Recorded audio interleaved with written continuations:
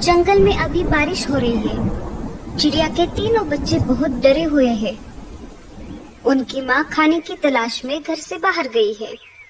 बच्चों ने पहली बार बारिश देखी है। उन्हें पता नहीं है कि बारिश के समय पर क्या करना चाहिए। भैया अंदर आ जाओ, बाहर खतरा हो सकता है।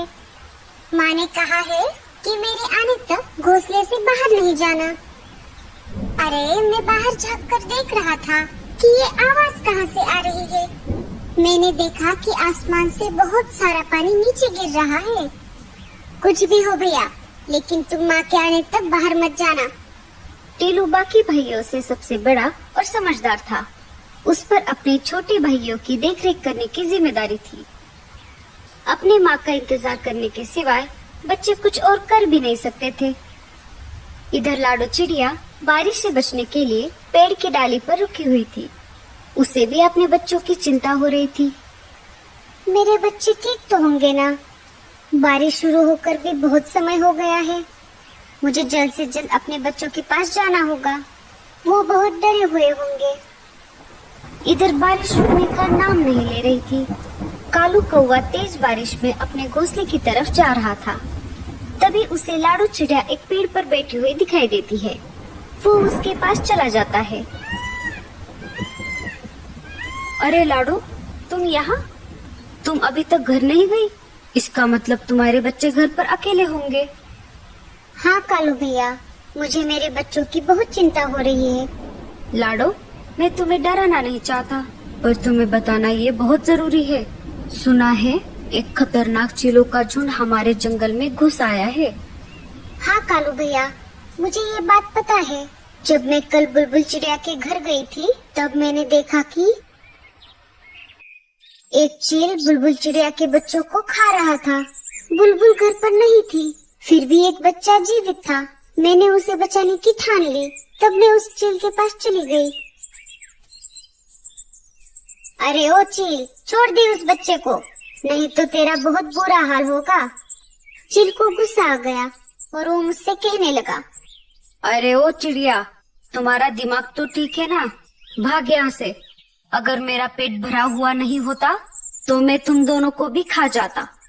पर देख लेना, आगे चलकर तुम मुझे कहीं पर दिखाई दोगी तो मैं तुम्हें नहीं छोड़ूंगा। मैं तुम्हें उसी समय खा जाऊंगा और डकार तक नहीं लूंगा। ऐसा कहकर चील वहाँ से उड़ गया कालू भैया।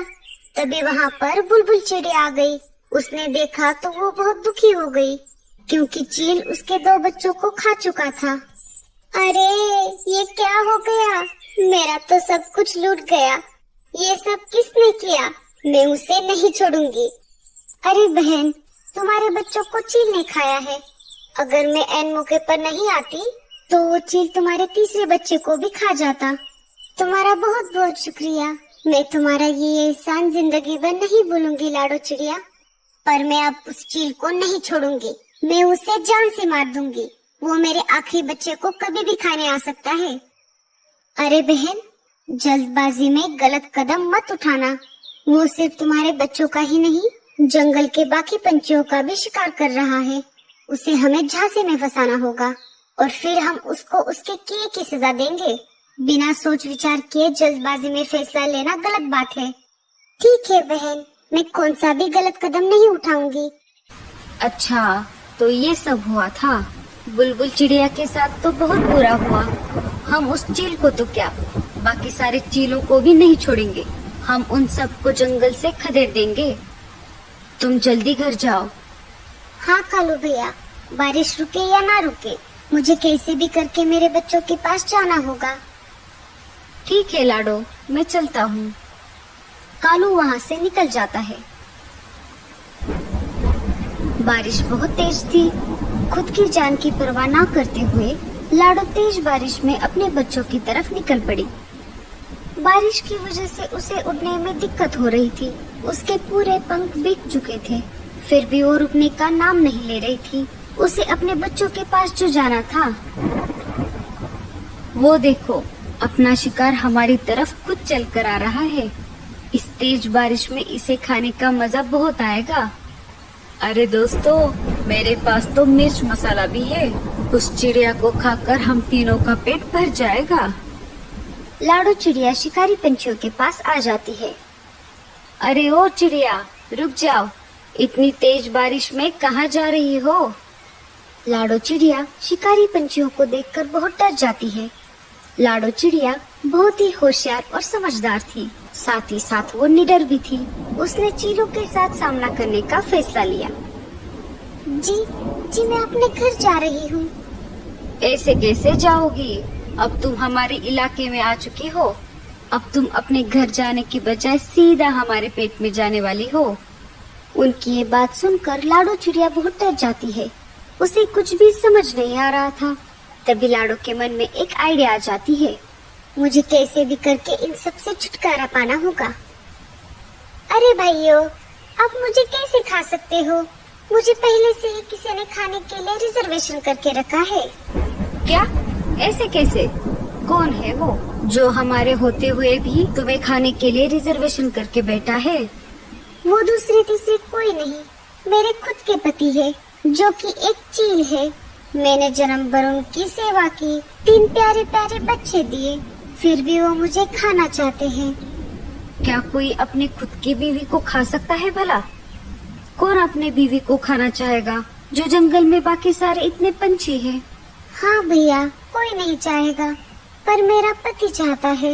यही नहीं, उसने मेरे तीनों बच्चों को भी खा लिया है। अगर तुमने मुझे खा लिया तो वो तुम्हें नहीं छोड़ेंगे। मुझे खाने का हक सिर्फ उन्हीं का है। किसकी इतनी हिम्मत है जो हमसे टकराए? अगर है हिम्मत तो चलो मेरे पति के पास, एक बार लड़कर भी देख लो। अगर तुम जीत जाओगे तो मुझे खा लेना। बताओ, है मंजूर? हाँ, चलो, हम देख लेंगे उसको। लाडो चिड़िया निकल पड़ी उस शिकारी चील की तलाश में, जिसने बुलबुल चिड़िया के बच्चों को खाया था। लाडो चिड़िया आगे आगे उड़ रही थी और शिकारी चील उल्लू के साथ साथ पीछे उड़ रहा था। आखिर लाडो चिड़िया उन्हें लेकर शिकारी चील के इलाके में आ ही गई। अरे, ये चिड़िया तो मेरी तरफ ही आ रही है। कल तो ये मेरे हाथ से छूट गई थी, पर अभी मुझे बहुत भूख लगी है। मैं इसका शिकार करके इसे खा जाऊंगा। तुम यहाँ पर ही रुको। अगर उसने तुम्हें यहाँ पर देख लिया तो वो सतर्क हो जाएगा। मैं अकेले अकेले आगे जाती हूँ। जब वो मुझ पर हमला करने लगे तो तुम जल्द से वहाँ पर आ जाना। लाडो चिड़िया उन्हें वहाँ पर छोड़कर चील के पास आ जाती है। अरे वाह, आज शिकार खुद मेरी तरफ चलकर आ गया है। लगता है आज भी मैं पेट भर के खाना खाऊंगा। हाँ, कल भी तुमने मेरे छोटे छोटे बच्चों को खा लिया, आज मुझे खा लो। वैसे भी मैं जिंदा रहकर क्या करूँगी? मेरा तो सब कुछ लूट गया है। अरे वो बच्चे तेरे नहीं, उन पर मेरा अधिकार था। शिकारी चील उन दोनों की बातें सुन रहा था। उसे लाडो की बातों पर विश्वास होने लगा।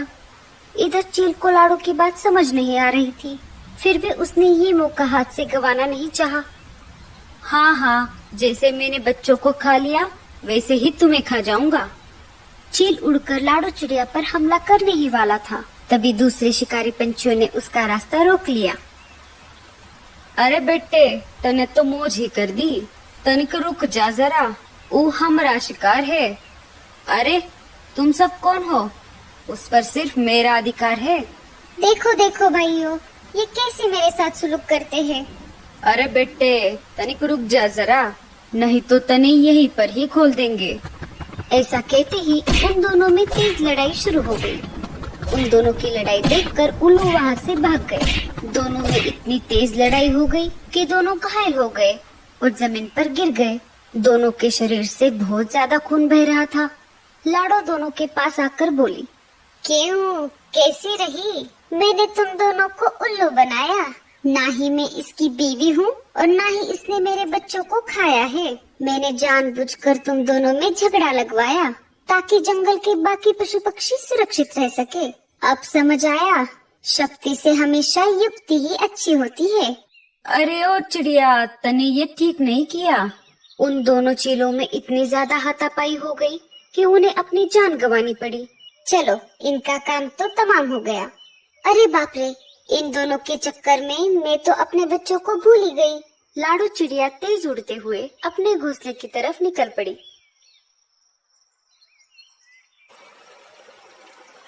उसने देखा तो उसके घोंसले में पानी घुस गया था और उसके बच्चे भी कहीं पर दिखाई नहीं दे रहे थे। अरे नहीं, ये क्या हो गया? अरे बाप रे, मेरे बच्चे कहाँ पर गए? तभी वहाँ पर कालू कौवा आ जाता है। अरे लाडो, तुम रो मत, तुम्हारे बच्चे सही सलामत है। जब मैं मेरे घोंसले की तरफ जा रहा था तो मैंने देखा तो तुम्हारे घोंसले में पानी भर रहा था और बच्चे भी पानी में डूब रहे थे। मैं बच्चों को वहाँ से निकाल कर अपने घोंसले में लेकर आया।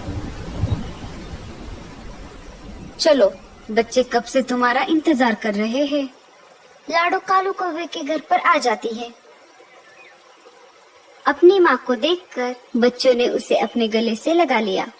माँ, तुम कहाँ थी इतनी देर? हमने तुम्हारा कितना इंतजार किया। अगर कालू मामा नहीं होते तो क्या होता? कालू भैया, तुम्हारा बहुत बहुत शुक्रिया।